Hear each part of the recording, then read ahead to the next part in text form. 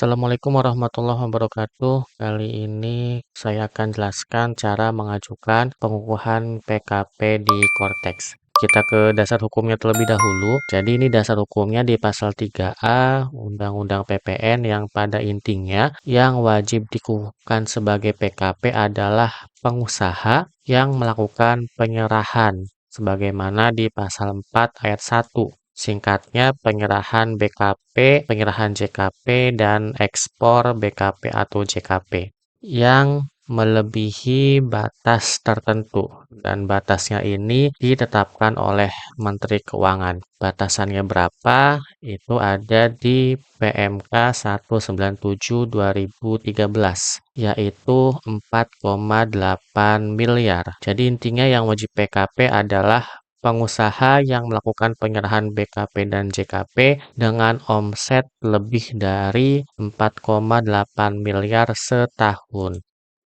Bagaimana dengan pengusaha kecil? Pengusaha kecil ini adalah pengusaha yang omsetnya masih di bawah 4,8 miliar per tahun.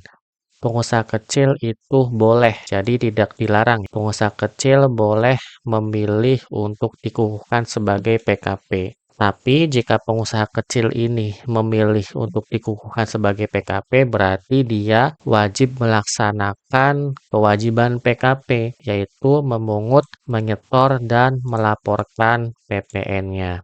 Yang wajib PKP adalah pengusaha yang menyerahkan atau ekspor BKP atau JKP dengan omset lebih dari 4,8 miliar setahun.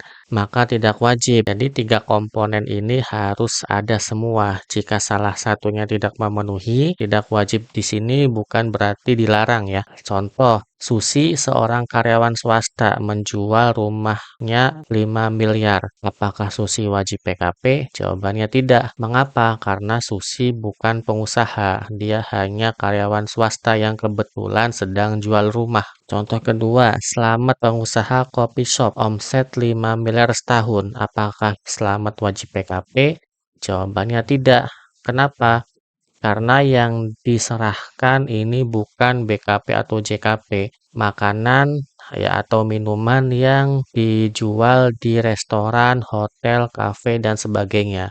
Itu bukan BKP atau JKP ya, karena termasuk objek pajak daerah. Ya, jadi tidak wajib untuk PKP. Kemudian PT Serba Ada, usaha jual ATK, omset 4, miliar setahun. Apakah wajib PKP? Jawabannya tidak, karena omsetnya belum melebihi 4,8 miliar setahun. Apakah PT Serba Ada boleh menjadi PKP? Jawabannya boleh. Contoh keempat, CV Makmur, supplier daging, omset 5 miliar setahun. Maka CV Makmur wajib menjadi PKP ya. Untuk CV Makmur ini bukan pilihan ya, tapi kewajiban. Kenapa? Karena CV Makmur pengusaha, supplier, kemudian yang dijual adalah daging, termasuk BKP, walaupun nantinya akan dibebaskan, kemudian omsetnya sudah lebih dari 4,8 miliar setahun. Untuk pengukuhan PKP ini caranya setelah ada Cortex bisa dilakukan via Cortex atau tetap manual ya ke loket KPP atau KP2KP terdaftar atau kirim pos ekspedisi ke KPP atau KP2KP terdaftar. Untuk tutorial pengukuhan PKB di Cortex silakan buka Cortex-nya terlebih dahulu, kemudian login. Untuk badan, login menggunakan NIK PIC atau yang dikuasakan. Untuk badan, impersonate ke akun badannya. Selanjutnya, pilih portal saya, pengukuhan PKP. Scroll ke bawah, yang abu-abu tidak perlu diisi. Kemudian di sini ada isian, silakan diisi.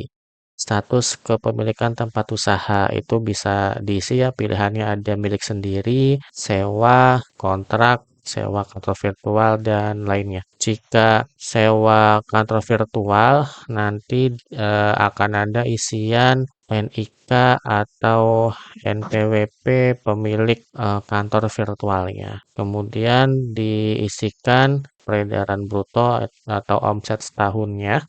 Kemudian bisa memilih tanggal mulai transaksi PPN.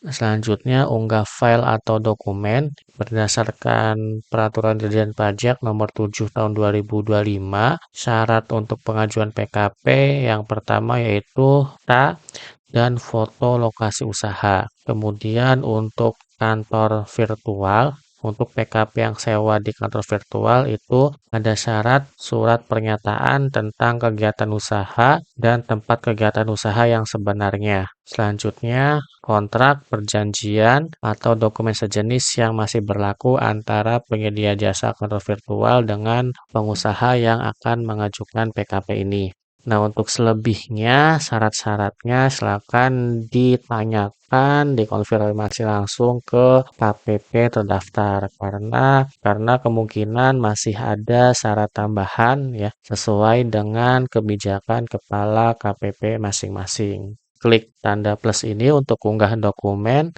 detail dokumennya diisi. Selanjutnya pilih file. File ini file tadi ya syarat-syaratnya disatukan menjadi satu ya bentuk PDF. Kemudian simpan, centang pernyataan dan klik simpan. Selanjutnya teman-teman akan mendapatkan nomor kasus dan bukti tanda terima. Silakan bisa diunduh bukti terimanya. Nah, selanjutnya untuk PKP ini akan dilakukan penelitian dan persetujuan approval oleh KPP terdaftar. Silakan tinggal ditunggu saja. Jatuh temponya itu 10 hari kerja ya untuk KPP meneliti dan menyetujui PKP-nya. Untuk monitoringnya bisa ditanyakan ke KPP terdaftar atau bisa juga dilihat di Cortex. Caranya pilih menu portal saya, kemudian kasus saya, kemudian klik refresh, nanti cari yang jenis kasusnya pengukuhan PKP. Nanti di situ ini bisa scroll ke kanan, di situ ada prosesnya ya, apakah masih proses ataukah sudah selesai disetujui atau ditolak. Atau bisa klik pilih, kemudian dilihat di informasi kasusnya. Di situ ada status kasus dan tanggal jatuh temponya. Jika status kasusnya sudah selesai, bisa unggah dokumennya di menu dokumen.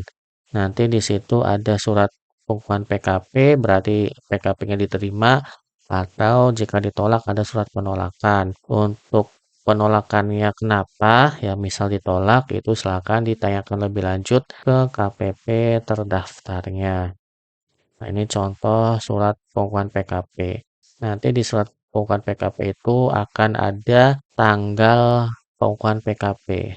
Misal ini Juni 2025. Jadi, kalau sudah PKP, maka wajib melakukan kewajiban PKP, yaitu yang pertama memungut PPN dengan membuat faktur pajak setiap ada penyerahan. Kemudian yang kedua menyetorkan PPN-nya dan yang ketiga melaporkan SPT PPN. Lapor SPT PPN ini mulai bulan dikukuhkannya sebagai PKP. Misal ini Juni 2025, berarti dia wajib lapor SPT PPN mulai Juni 2025, walaupun misal di Juni ini belum ada penyerahan. Nanti lapor SPT PPN-nya nihil. Baik, seperti itu teman-teman untuk cara pengukuhan PKP di Cortex. Selain di Cortex, bisa juga diajukan langsung ke KPP terdaftar atau kirim pos atau ekspedisi ke KPP terdaftar. Terima kasih atas perhatiannya. Sampai jumpa di video berikutnya. Wassalamualaikum warahmatullahi wabarakatuh.